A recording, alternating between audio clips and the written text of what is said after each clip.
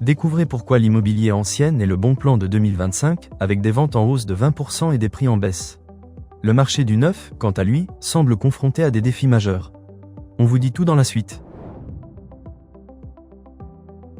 Le marché immobilier ancien enregistre une augmentation des transactions de 20% et une baisse des prix moyennes de 4% pour les maisons et de 5,5% pour les appartements depuis 2022.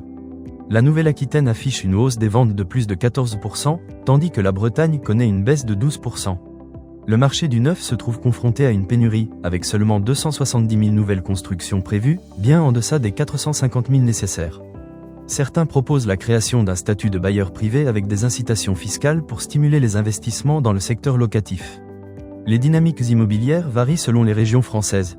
La Provence-Alpes-Côte d'Azur enregistre une augmentation des transactions de 3,5% en 2024. La Nouvelle-Aquitaine enregistre une hausse remarquable de plus de 14%, tandis que la Bretagne et les Pays de la Loire subissent un recul de 12% et 5% respectivement. L'évolution contrastée du marché immobilier, entre hausse des ventes dans certaines régions et baisse dans d'autres, soulève des questions sur les facteurs en jeu et leurs implications pour l'avenir. La demande accrue dans certaines zones et la pénurie de logements neufs posent des défis importants pour les acteurs du secteur. En conclusion, l'immobilier ancien s'épanouit tandis que le neuf fait face à des défis majeurs. Découvrez plus dans l'article complet.